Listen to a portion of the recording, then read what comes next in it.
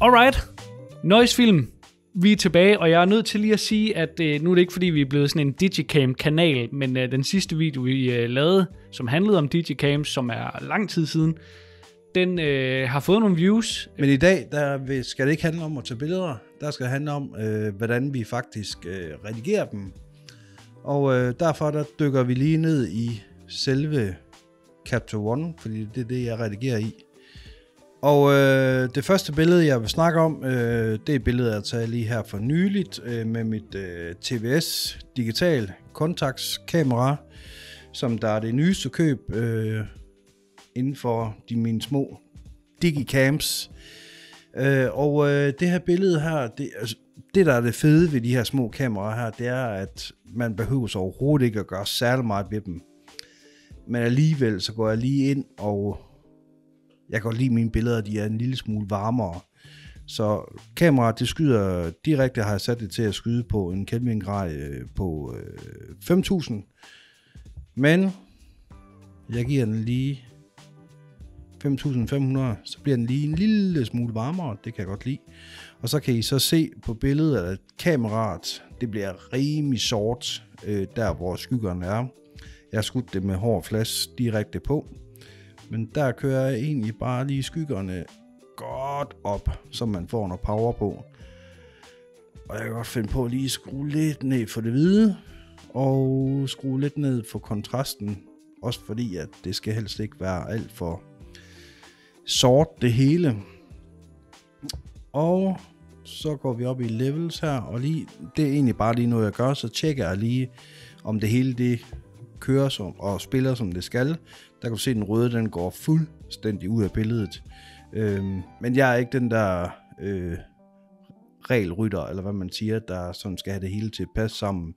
Så her, der synes jeg egentlig, det er ret fint. Jeg kan godt lige finde på at bare lige give en lille smule mere lys her. Og det er egentlig det for det her billede her. Altså, det er ret sejt bare ud af kameraet, og jeg kan nemt finde på at poste uden at have gjort noget som helst. Det næste billede, det er sindssygt mørkt. Det tog jeg på en tur, jeg var til Sjælland, hvor jeg var inde ved sådan en togbane. Og der kan vi se, at den her kameraet, det har eksponeret efter højlysene, fordi det her store vindue her, og alt andet, det er sindssygt sort. Og det er også taget med Contax TVS digitalt. Men her, der vil jeg simpelthen starte med, altså lige præcis med det her billede. Altså jeg plejer egentlig at gøre nye ting. Altså det er ikke fordi, jeg har sådan en action, jeg går ind og bare sætter på. Men her, der vil jeg selvfølgelig gerne have det sort. Det skal lige løftes lidt.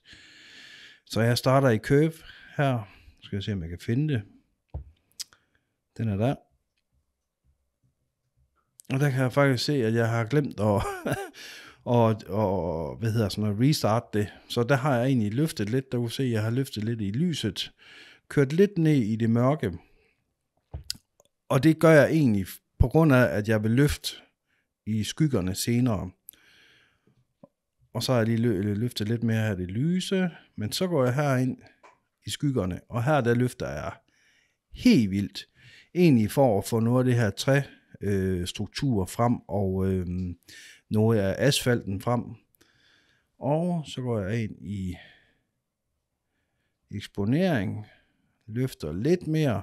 Jeg vil egentlig gerne have, at det hvide skal være hvidt i det her billede her. Det er egentlig et farvebillede, men fordi der var så overskyet den dag, så kan I se, at det faktisk næsten ligner et sort-hvid. Lidt ned for kontrasten der. Lidt op for eksponering. Hvor meget skal vi køre op? Vi kører nok deroppe omkring. Og så går vi lige ind og kigger herinde igen. Her kan vi så se, at her kan vi faktisk godt i levels køre lidt til den her side her, for at få lidt mere knald på lyset. Og her igen, I kan se, at det er virkelig, virkelig let, jeg gør ved billederne. Så det her det billede her, det er simpelthen færdigt. Det er klar til at blive postet. Der er sgu ikke så meget der, måske lige crop lidt og sådan noget, men ellers så er det sgu fint. Det næste billede, det har jeg skudt med en af mine første digicams. Det er med Canon Deluxe 240. på en cykeltur, jeg var. Blå himmel, kan I se, det er dejligt. Det er ikke så meget, vi har, at det er blå himmel der. Og det jeg nok vil starte med den her, det er faktisk at skrue ned for eksponeringen, for at faktisk skrue op senere igen. Og det lyder underligt, men det er faktisk noget, jeg er begyndt på. Egentlig fordi jeg gerne vil prøve at fange den der film-vibe i lige præcis det her billede her. Og der vil jeg i hvert fald gå ind og så arbejde lidt med farverne her. Køre lige lidt mere gul i her. Og skyggerne, dem vil jeg også gerne have, hvis det er en portræt, eller altså en varm film, man skyder med, så vil jeg også gerne lige have noget varme i skyggerne. Tonerne i midten der, dem vil jeg gerne have sådan lidt pastel, og det er jo så himlen, den vil jeg helst ikke have, den skal være sådan knivblå. Og så skal der også lige en lille smule grøn i. Altså nu har jeg jo gjort det her 100 gange, så det er jo ikke fordi det er en videnskab at køre skyggerne en lille smule op, highlights en lille smule op, og her, det er så her, det trigger lidt med, hvordan man får skruet ned for eksponeringen til at starte med. Så skruer jeg simpelthen sindssygt langt ned for den sort, og så går jeg ind i eksponeringen igen, og så kører jeg den op, indtil jeg føler, at jeg har det lys, jeg gerne vil have. Der kan man se, det er sådan cirka der omkring. Så der ender jeg på en minus 0,3, så jeg går lidt ned i eksponeringen. Og så vil jeg lige gøre sådan der. Og så slutter jeg lige af med at... Og det er bare en ting, jeg bare gør. Jeg går altid op i levels og lige tjekker, er der noget her, jeg kan gøre. Og der kan man se, der lige er en lille smule grøn og rød henne i slutningen herhenne ved barn, eller hvad man kalder den. Så der vil jeg lige skrue lidt, og der er ingenting herinde, og det er så her, man lige får en lille smule kontrast. Så det billede er faktisk færdigt og klar til, eller måske selvfølgelig lige, jeg synes ikke det her nede med overvågningskamera, og det her, det er særlig fedt. Og der er man jo nok bare blevet sådan lidt smadret efter Instagram. Så der cropper man jo i 4:5 og får det hele til at passe ind. Og jeg vil ikke gå i dybden med det her billede her, men jeg vil nok gå ind og så lige ret på hjørnet her, og så lige få det fikset, så det ser lækkert ud. Nu går jeg videre til det tredje digicam, jeg har, og det er en Canon G10. Den har lidt flere megapixels, og den arbejder lidt hurtigere. Så det er et meget fedt kamera at have med, når jeg er på arbejde, så at modellerne ikke sådan skal vente på deres poseringer og sådan noget, jeg sådan kan fyre hurtigt af. Men altså primært, i hvert fald hen over vinterhalvåret, der er det jo alt med flash, jeg laver. Men her kan I se, at modellen hun er blevet placeret ude på toilettet. Hun sidder nede ved gulvet. Og her igen, der vil jeg simpelthen starte med at køre ned for eksponeringen. Og det er lige så meget også for, at huden ikke bliver overeksponeret og sådan noget. Så det er egentlig, der slutter jeg af med at køre op for eksponeringen igen. Og her, der vil jeg simpelthen først og fremmest gå ind i white balance og se, hvad den står på. Den står på 6160. Det er lidt for meget. Så der, men alligevel på mine modelbilleder, der kører den højere op end 5500 kelvingrader. Så jeg vil lige prøve at køre ned her, og så se, den skal nok ramme sådan cirka her.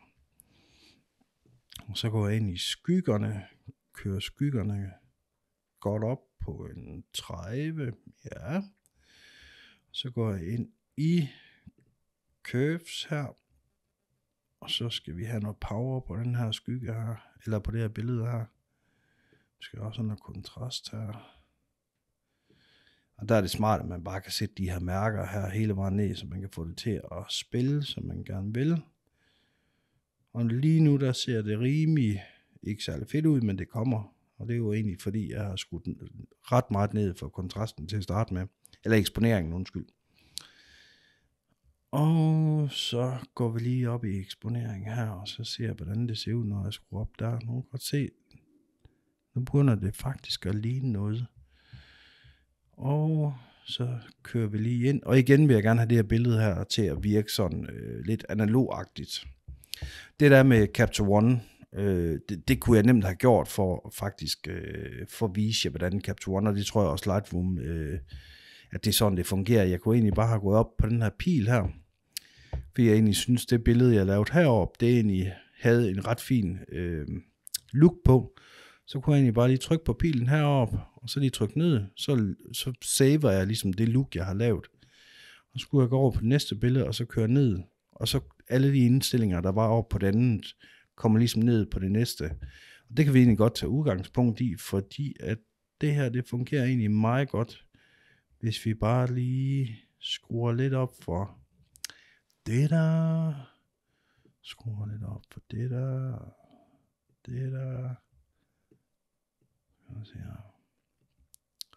lidt op for den sort, egentlig også fordi hårdt, det skal også have noget kontrast. Skal vi se her, white balance, den kan man godt lige, her, der vil jeg nok køre noget grøn på. Og inde i Capture One, der er simpelthen alle mulige forskellige slags grøn. Jeg bruger den, der hedder Silver, og kan også godt finde på at bruge den, der hedder Soft. Men det er sådan lidt forskelligt, hvad for en. Jeg kan godt lige prøve at zoome lidt ind, og sådan I kan se forskellen på grønene. Du kan se Silver, den er lidt mere hård, og Soft, den, og det siger jo sig selv, Soft, den er lidt mere soft i det. Men igen, der er sgu ikke så meget mere, jeg vil lave med det her billede her. Jeg vil sgu nok lige gå ind og crop det en lille smule. Bum, sådan der. Og ja, man kan jo blive ved med at sidde og snakke om de her billeder her. Og det der er med mig, det er, at når jeg har lavet sådan udgangspunktet i Capture One, så går jeg faktisk ind i Photoshop og retter det ret meget til, og arbejder med skygger og sådan noget. Så jeg har egentlig 2 forskellige programmer, jeg arbejder i. Og der vil jeg nok også, der er faktisk lige en ting, vi lige skal lave her, fordi huden, den er ikke helt så god. Lige se her, så går vi lige ind i hudtoner her. Der har vi simpelthen pilen lige her, og så trykker vi lige hudtone. Så skal vi lige lidt ind her. Så skal vi lige se her. Bum, så kører vi lige op, og så kan I se, at den, der ja, hvad kan man sige, den fader lidt ud, og der vil jeg gerne have det målrettet mere ind, at der jeg har pointet farverne, der vil jeg gerne have det til, og det er det, vi arbejder med. Så derfor har jeg kørt den helt i bund, og så er programmet til ved, at det er kun hudtonerne, vi arbejder med, og det skal være lidt mere varmt. Jamen, det er nok der. Ja, det er sgu lækkert, det der. Det var modelbilledet. 14 megapixel, det fungerer skide godt. Ikke til store print, men alt andet, der er det så skide fedt. Jeg håber, I synes, det var sjovt at kigge med. Skriv ned i kommentarfeltet, hvis der er et eller andet, I mere vil vide om min redigering. Men ellers, så er der ikke mere herfra. Pau, han har selvfølgelig taget udgangspunkt i lidt forskellige digicams. Jeg tager et digicam, så I kan se, hvor stor forskel der er imellem hver fil. Og så er det så også, fordi jeg ikke har så mange digicams. Så jeg har lige taget mit Casio-kamera, og så har jeg fundet nogle filer derfra, som jeg tænker, vi lige skal sidde og redigere sammen her. Det første billede, jeg har fundet frem, det er et, jeg har taget på en skydning, hvor jeg er ude at tage nogle madbilleder, plus nogle cocktailbilleder og lidt lifestyle-billeder inden fra en restaurant, som jeg tager billeder for. I den forbindelse havde jeg så et lille digicam med i lommen og tog nogle snapshots hister her for at få lidt mere den der lifestyle feeling af lidt mere, hvad skal man kalde det, sådan familiære billeder. Det ser lidt mere, fuck mig. Sådan nogle lidt mere familiære billeder, der ligner, der er sådan lidt mere intime i det. Og der har jeg taget det første skud, som vi skal kigge på her. Jeg arbejder jo så i Lightroom, hvor Pau han arbejder i Capture One. Mit bud er, at der er flere, der sidder og arbejder i Lightroom, så det kan være, at det passer en lille smule bedre med dit workflow. Det er noget af det, jeg gør. Det første billede her er en cocktailminister, der står bag en bar og er i gang med at hælde op til, jeg kan ikke huske, hvad for en drink det var, men den smagte i hvert fald helt sikkert godt. Her er det fuldstændig rå billede direkte ud af kameraet. Og det første, jeg gør, med mine filer, det er, at jeg skruer den en lille smule op for varmen. Fordi Casios filer, der kommer ud, de er ofte lidt for blå. Så jeg skruer en lille smule op for varmen som det første, og så vil jeg umiddelbart måske gå tilbage og redigere en lille smule i det. Så kunne jeg godt give det et lille smule mere lys heroppe på exposure. Ikke meget, bare en lille smule. Og for at gøre det helt vildt simpelt, så tilføjer jeg en kontrast på en cirka 25 stykker. Bare lige for at få lidt tilbage af det mørke i skyggerne. Så har jeg det med lige at give en lille smule mere farve, for de er sådan lidt blege i farverne, de filer på det her Casio, og det ændrer sig jo fra kamera til kamera, og hvad for en producent, der har lavet det, og så videre, og så videre. Jeg holder faktisk øje med mit histogram heroppe, og ser, om jeg kommer til at klippe noget, om jeg klipper noget i det hvide, eller om jeg klipper noget i det sorte. Og lige nu kan du se, at der er lidt forskellige steder, hvor den hvide klipper, men det er fint, så længe det er i de højeste lyskilder, eller hvad man skal kalde det. Der er jo i hvert fald meget lys her på, hvor det giver genskær i de her små cocktail ting, han har. Jeg aner ikke, hvad sådan en hedder. Så det er okay. Der, hvor det er rødt, det er der, hvor det er helt overeksponeret, og der ikke er detaljer tilbage. Det er fint med mig. I forhold til clarity, så har jeg sådan en tendens til at skrue ret godt ned for den, bare lige for at få en lille smule mere frem af det analog look, filmlooket. Og som man kan se her på billedet, så gør det noget ved lyset. Det bloomer en lille smule mere rundt om steder, hvor der er meget lys på. Hvis jeg skruer op, så fjerner den noget af lyset rundt om. Skruer ned, så bloomer den det ligesom ud. Så cirka minus 20 på den.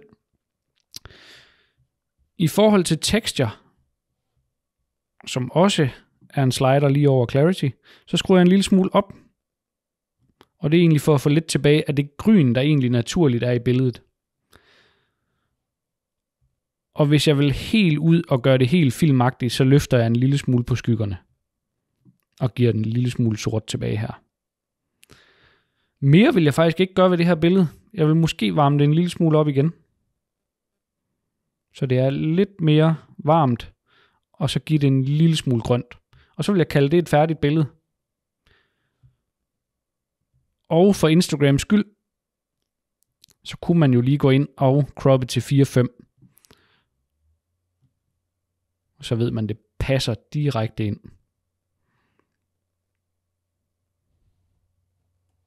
Sådan der. Det var det færdige billede. Det var det første. Nummer 2. Det er udefra. Og ikke skudt med flash modsat det sidste billede, vi lige kiggede på.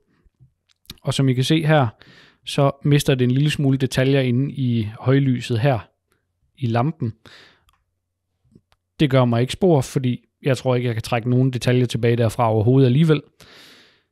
Men endnu en gang vil jeg varme det godt op til at starte med, og så er det mit udgangspunkt. Det her billede mangler en lille smule lys, så jeg vil skrue en lille smule op for exposure. Godt op for min kontrast, den kommer helt op på 40. Og igen, godt ned for clarity og lidt op for min texture. Og herfra vil jeg så kigge på, om jeg synes, det mangler en smule farve. Tit og ofte så vil jeg røre ved vibrance-farverne i stedet for saturation. Og det er egentlig fordi, jeg synes, vibrance det er en lille smule mindre globalt på billedet. Det rammer nogle andre toner, end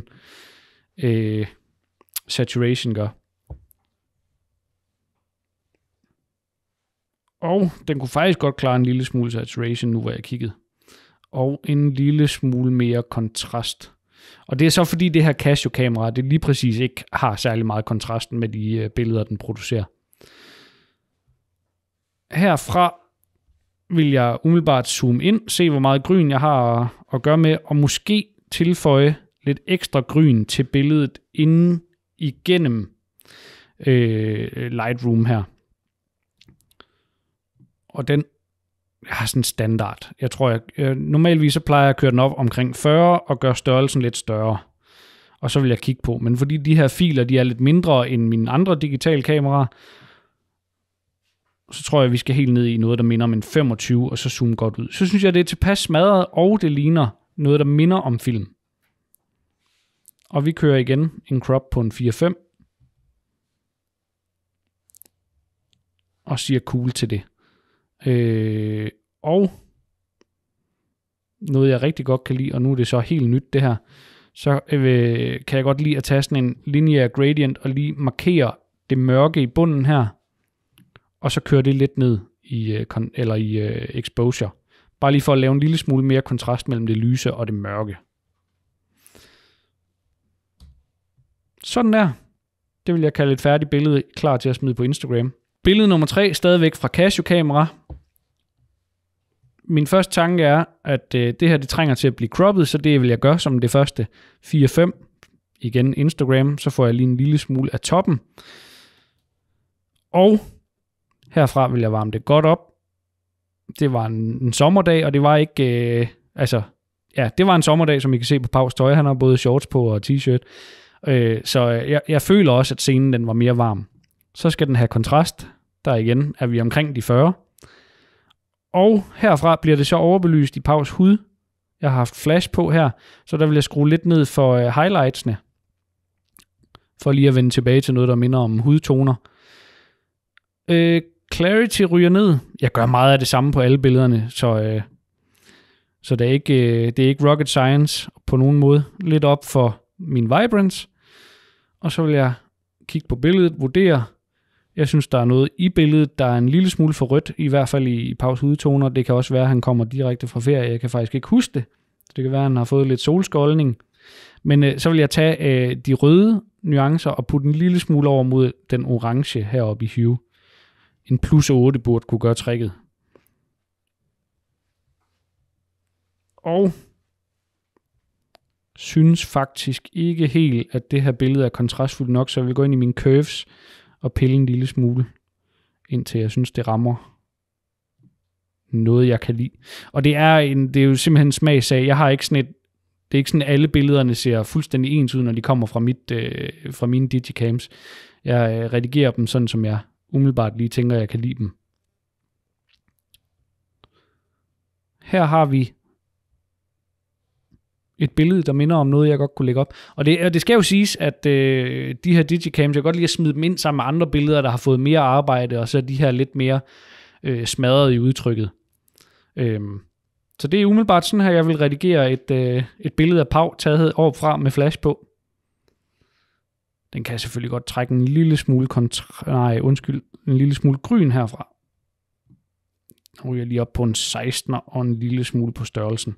Så er det godt smadret, ligesom jeg kan lide det. Næste billede. Ja, det er sådan min ting lige for tiden, at tage nogle billeder af lygtepæle og lyskilder, der bare står helt nøgent op mod en blå himmel. Det er selvfølgelig lidt svært her i vinterperioden, men det gjorde jeg meget i sommer, så jeg tror faktisk, jeg kommer til at fortsætte med det. Det allerførste her, det står direkte, det skriger ind i øjnene på en, at det skal lige rettes op. Og det vil jeg så bare gøre direkte her igennem, til der er en lige linje hele vejen ned igennem. Samtidig kan jeg så starte med at crop det til en 4-5. Igen Instagram. Godt med varme i det her billede. Og det gør faktisk en fed ting ved de blå farver i himlen her. Kontrast tilbage i billedet. Og ned med clarity. -20 cirka. Lidt op for min texture. Lidt tilbage på vibrance, ligesom med alle de andre billeder. Og her kunne jeg så måske være fræk og gå ind og lige smide sådan en radial gradient, og så smide den her ind i lysene, bare lige for at give dem lidt farve tilbage. Lidt farve, lidt lys og lidt kontrast. Og så vil jeg egentlig bare kopiere den her maske og sætte over på de andre lys.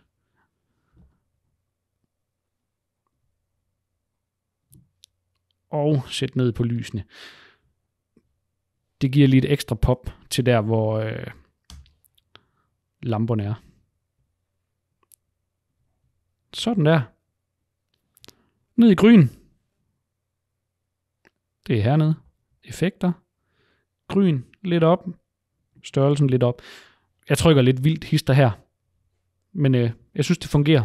Der er måske en lille smule mørke herovre i det ene hjørne, og den kan så lige få en gradient, som ser sådan her ud. Og jeg ved ikke, om det har noget med objektivet at gøre, eller kameraet, men jeg kan lige løfte en lille smule, så himlen er lidt mere ensartet over det hele. Endnu et billede. Done. Jeg vil ikke gøre mere ved det her. Alright, sidste billede. Og det har jeg taget med, fordi at det er sådan en god reminder om, at de her små digicams, de laver nogle fejl hister her, for det er gammel teknologi. Det her billede er ekstremt blåt, og det trænger 100% til at få godt med varme tilbage i sig. Så den ryger helt op i plus 40 til at starte med. Igen som alt det andet. Den får godt med kontrast.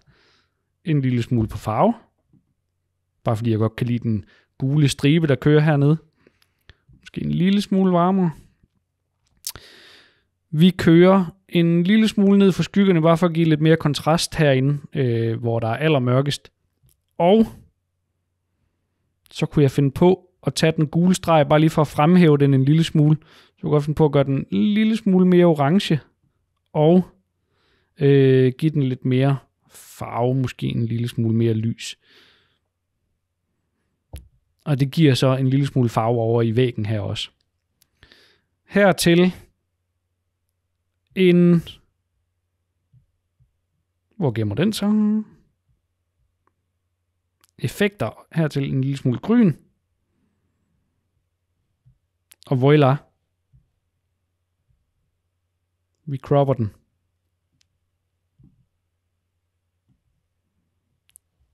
Og så kalder vi det et færdigt billede klar til Instagram. Det var min proces. Et kamera, en masse forskellige filer. Nogle af dem, hvor kameraet har lavet nogle forfærdelige valg. Nogle af dem, hvor kameraet har gjort det rigtig godt, og jeg ikke skulle gøre så meget. Når det er sagt, så prøv de her digicams. Fandme det er sjovt, og objektiverne er nogle gange lidt dårlige. Laver lidt bloomede highlights. Noget af det, vi elsker fra, når vi skyder film. Og mere er der faktisk ikke i den her video. Så skal vi ikke bare sige, det var det, Pau? Er du sikker? Det tror jeg. Altså, du er på 20 minutter. Tak. Computeren gik også ud. Ja, okay. Det er i orden. Så kan jeg også komme ud og pisse.